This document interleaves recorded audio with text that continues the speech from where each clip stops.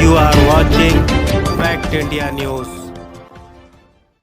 Supreme court पहुंचा Adani Hindenburg विवाद जांच संबंधी याचिका पर आज होगी सुनवाई। विपक्ष ने संसद से लेकर सड़क तक सरकार को घेरा।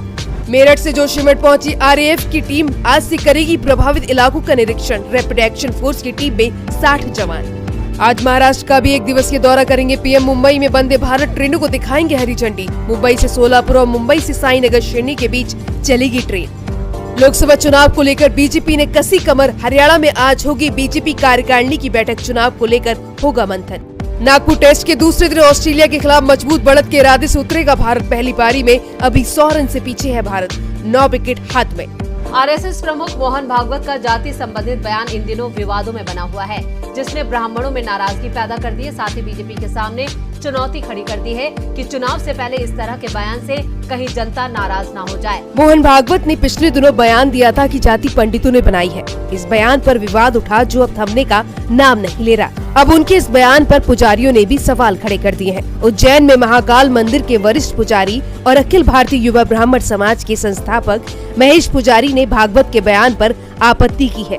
उन्होंने भागवत को पत्र लिखकर बयान का विरोध किया है। साथ ही उनसे 3 सवाल भी पूछे हैं। इसमें पहला सवाल ये है कि भगवान राम किस वर्ण और वंश के थे? रावण का वंश और वर्ण क्या था? शबरी और केवट किस वर्ण और वंश के थे? त्रेता युग में वर्ण व्यवस्था किसने बनाई? इसी सवाल में उन्होंने पूछा कि क्या ये वर्ण व्यवस्था श्री राम ने बनाई या फिर रावण या शबरी ने? इसी तरह महेश पुजारी ने अपना दूसरा सवाल द्वापर युग से उठाया। उन्होंने पूछा कि श्री कृष्ण ने यदुवंश में जन्म लिया। भगवान श्री कृष्ण श्री भगवत गीता में खुद को वर्ण व्यवस्था का रचनाकार बताते हैं। ऐसे में आरोप ब्राह्मण समाज पर क्यों? वहीं तीसरे सवाल में उन्होंने आरएसएस के अंदर की वर्ण व्यवस्था को निशाना बनाया है। उन्होंने कहा कि यदि भागवत वर्ण व्यवस्था को समाप्त करना ही चाहते हैं तो पहले उन्हें संघ और घटकों की वर्ण व्यवस्था को खत्म करना चाहिए। उन्हें एक आदेश निकालना चाहिए कि सभी सदस्य अपने लड़के लड़कियों के विवाह दलित और पिछड़े वर्ग में करेंगे। यदि कोई भी सदस्य वर्ण व्यवस्था में रहता है तो वह संघ को छोड़ सकता है। फिलहाल मोहन भागवत के बयान पर उज्जैन में माहौल गर्म है, जिसको लेकर ब्राह्मण समाज ने विरोध दर्ज कराया था। समाज के पंडित राजेश त्रिवेदी ने दावा किया था कि भागवत का बयान समाज के खिलाफ और हिंदू समाज को बांटने वाला है। उन्होंने भागवत से माफी की मांग की। यदि वे माफी नहीं मांगते तो देश में उग्र आंदोलन होगा। इसी प्रकार देश के अन्य हिस्सों में भी कई जगह ब्राह्मण समाज के पदाधिकारियों ने भागवत से बयान वापस लेने और माफी मांगने की मांग की है। संघ प्रमुख के बयान पर शंकराचार्य ने भी आपत्ति जताई थी। बता दें कि मोहन भागवत ने एक कार्यक्रम में कहा था कि जाति व्यवस्था भगवान की देन नहीं है, बल्कि जातियों का बंटवारा पंडितों ने किया था। भगवान के लिए सभी इंसान समान है। फिलहाल उनके इस बयान पर विवाद थमता नजर नहीं आ रहा। लेकिन हम मिडिल क्लास लोग हैं अध्यक्ष महोदय, 1 लाख करोड़ में एक पे कितने जीरो लगते हैं ये हमें पता नहीं, क्योंकि मेरे देश के 90% देशवासियों को सिर्फ इन सवालों से मतलब है कि आज पेट्रोल का दाम क्या है, आटे दाल का भाव क्या है, गैस सिलेंडर के दाम क्या है। अध्यक्ष महोदय, सरकार में बैठी एक मंत्री महोदया कभी गैस सिलेंडर के दाम बढ़ने पर धरने पर बैठ जाती थी। आज गैस सिलेंडर के दाम जब 1000 के पार हो गए तो क्या माननीय मंत्री महोदया भूल गई कि सास भी कभी बहू थी? अभी मेरे एक बहुत सीनियर सांसद सदस्य ने बहुत अच्छी पंक्तियां की, महंगाई नहीं खर्चे बढ़ रहे हैं।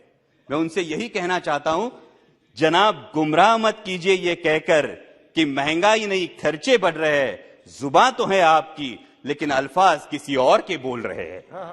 लेकिन अध्यक्ष महोदय, इतिहास गवाह है कि प्रभावी व्यक्तियों का नुकसान विरोधियों से ज्यादा उनके अनुयायी करते हैं। इस बात का इतिहास गवाह है और इसीलिए सोशल मीडिया के अंधभक्तों से और सवाल पूछने के बजाय अपने में मशगूल रहने वाले मीडिया के कुछ नुमाइंदों से सावधान रहने में ही देश हित है।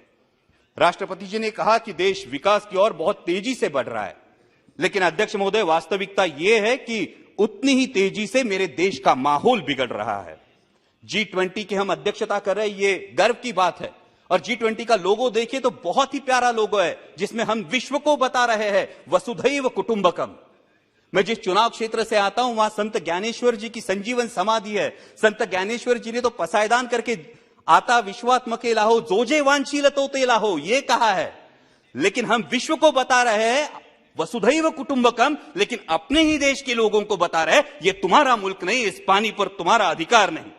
अध्यक्ष महोदय, सभी को याद होगा, बचपन में स्कूल में जाया करते तो 10 पैसे की लिमलेट की गोली खरीदते थे और 10 पैसे की लिमलेट की गोली शर्ट के कोने में पकड़ के दांतों से तोड़ के दोस्त को दिया करते थे।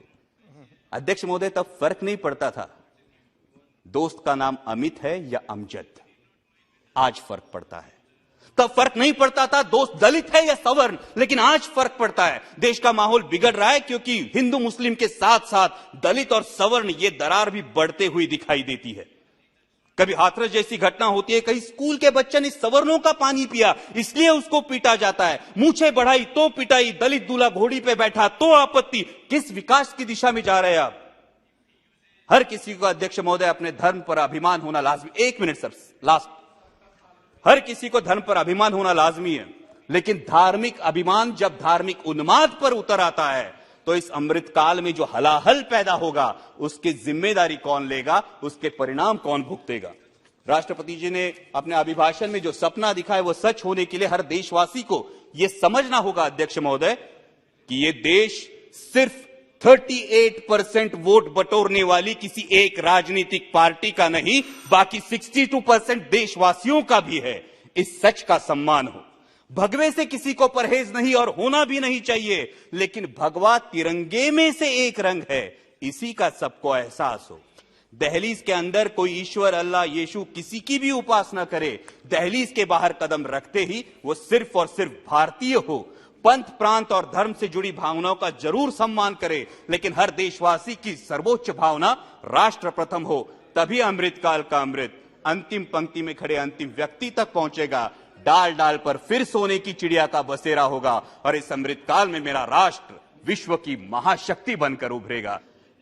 अध्यक्ष महोदय, यह ताज्जुब की बात है कि जिन अंग्रेजों से आजादी का अमृतकाल हम मना रहे हैं, उन्हीं अंग्रेजों के जमाने का कानून है डिफेंस एक्ट 1903 और उसके अनुसार पिंपरी चिंचवड में डिफेंस ने रेड जोन लगाया है। उसकी मर्यादा है 2000 यार्ड।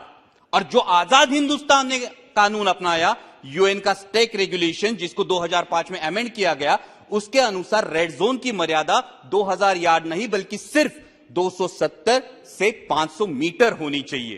तो मेरा अनुरोध है कि अंग्रेजों के इस कानून को त्याग कर अमृतकाल में पिंपरी चिंचवड तथा देश के अन्य 13 राज्यों में यह समस्या है, वहां 500 मीटर के आगे रिस्ट्रिक्शंस हटाकर देशवासियों को राहत मिले।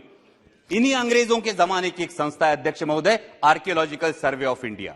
और इस आर्कियोलॉजिकल सर्वे ऑफ इंडिया के नियमों की वजह से पूरे हिंदुस्तान की जो प्रेरणा है, हिंदवी स्वराज्य संस्थापक छत्रपति शिवाजी महाराज, उनके जन्मस्थल किले शिवनेरी पर आज तक परमानेंट भगवा ध्वज नहीं है।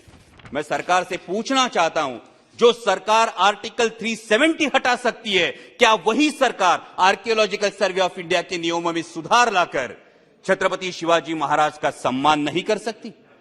राष्ट्रपति महोदया ने पॉलिसी पैरालिसिस की बात की, लेकिन एक पॉलिसी पैरालिसिस पिछले 3-4 सालों से मैं अनुभव कर रहा हूं इस सदन में। मैं बार बार मांग कर रहा हूं कि बुल यानी बैल को non exhibiting non performing animal की सूची से हटाया जाए। अब यह भी अचरज की बात है कि हम गाय को माता मानते हैं, गाय को पूजते हैं और गोवंश की वृद्धि के लिए जो अत्यावश्यक है उस बैल को हमने शामिल कर रखा है बाघ, शेर, बंदर और भालू इनकी सूची में।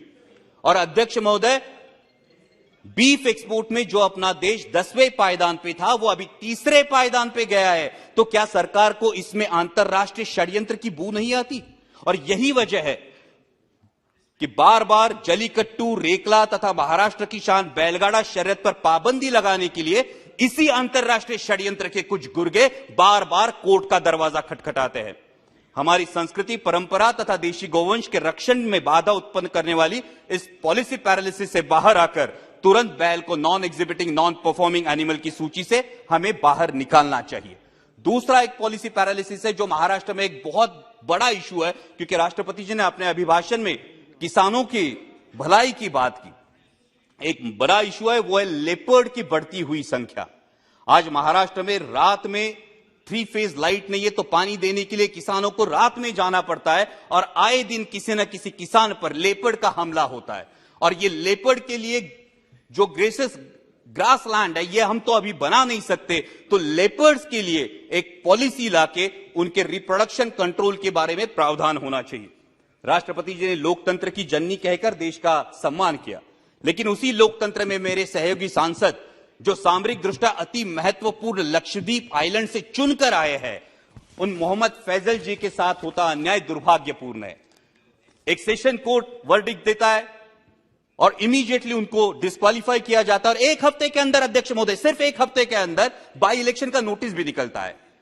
हाई कोर्ट की अपील का इंतजार भी नहीं किया जाता। हाई कोर्ट में अपील की जाती है, हाई कोर्ट का जो डिसीजन आता है उसमें सेशन कोर्ट के डिसीजन को खारिज किया जाता है और आज 13 दिन हो गए, लेकिन मेरे सहयोगी सांसद मोहम्मद फैजल जी को पार्लियामेंट्री प्रोसीडिंग्स में शामिल नहीं किया गया क्योंकि उनका डिस्क्वालिफिकेशन अभी तक रिवोक नहीं किया गया। मेरी सदन से मांग है कि उनका डिस्क्वालिफिकेशन रिवोक किया जाए और लोकतंत्र की शान और लक्षद्वीप के अपने देशवासियों का विश्वास दोनों को बचाया जाए।